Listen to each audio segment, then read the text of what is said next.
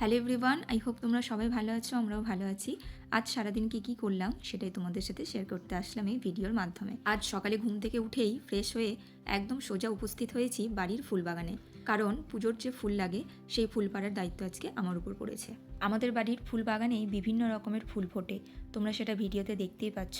আর আমার ফুল ভাঙা প্রায় শেষ বলতে পারো। আর এই যে আমার বোন পূজার সমস্ত জোগাড় করছে, খুব সকালেই ও পুজো করে। যাকে চলো এবার আমাকেও রেডি হতে হবে, কারণ আজকে কোচিংয়ে আমার ক্লাস আছে।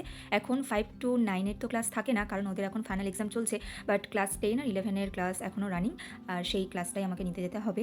এরই মধ্যে মা সকালের খাবারটা বানিয়ে রেখেছিল, মুসুর ডালের সেদ্ধ দিয়ে মুড়ি অলরেডি মাখিয়ে রেখেছে মা, সেটা খেয়েই যাবো। সাথে এই সুজির সন্দেশ বানিয়েছিল বোনকে টিফিন দেওয়ার জন্য, সেটা আমাকেও মা খেতে দিয়েছিল সকালে। তারপর কোচিং থেকে বেরিয়ে আমার একটুখানি কাজ ছিল ব্যাংকে, সেখানে গিয়েছিলাম। আর তারপরেই চলে গিয়েছিলাম পেট্রোল পাম্পে, কারণ শুধু আমার খেলে হবে, আমার গাড়িকেও তো খাওয়াতে হবে নাকি।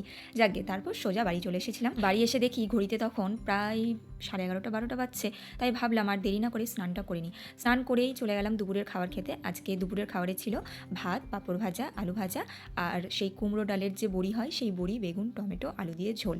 এটা শীতকালে আমার সব থেকে প্রিয় খাবার বলতে পারো। তারপর আমি একটা ফেস প্যাক লাগিয়েছিলাম। আমি সাধারণত স্নানের পরেই যে কোনো ফেস প্যাক লাগাই, তারপরে একটুখানি শীতকালে যে সমস্ত স্কিন কেয়ার হয় সেটা করে নিচ্ছিলাম সেই দুপুরে ছাদে বসে রোদ্রে একদম।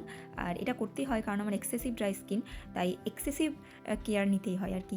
তারপরে এই যে তোমাদের সাথে গল্প করতে করতে প্রায় বেলা শেষ, এবার সন্ধ্যা দেওয়ার পালা। এই শীতকালে না কখন যে সকাল আর কখন যে সন্ধে হয়ে যায় বুঝতেই পারা যায় না। যাকে সন্ধ্যা দিয়ে তারপর মা আর আমার নিজের জন্য একটুখানি লাল চা বানিয়ে নিয়েছিলাম, সন্ধ্যাবেলায় খাবো তাই। চা খেতে খেতেই মায়ের সাথে একটুখানি আড্ডা দিয়েই রেডি হয়ে গেলাম, কারণ আবারও একটা কাজ আছে, বেরোতে হবে। তো যাকে রেডি হয়ে বেরিয়ে পড়েছি। আমার এখন কাজ ছিল এটিএমে, তো এই এটিএমটাতে দেখলাম প্রচণ্ড লম্বা লাইন, তো আর বেশি দেরি না করে চলে গেলাম অন্য একটা এটিএমে। কিন্তু সেখানেও দেখলাম সেই একই ভিড়, জানি না এই সময় এত ভিড় কেন এটিএমে, মাসের প্রথম তো নয়। যাকে তারপর কিছু ফল কেনার ছিল আমার, সেই ফল কিনে বাড়ি আসার পথে একটুখানি মোমো খেয়ে নিয়েছিলাম, আর মোমো খেয়ে সোজা বাড়ির দিকে রওনা দিলাম। আজকের ভিডিওটা এইটুকুই, আশা করি তোমাদের কিছু ভালো লেগে হবে।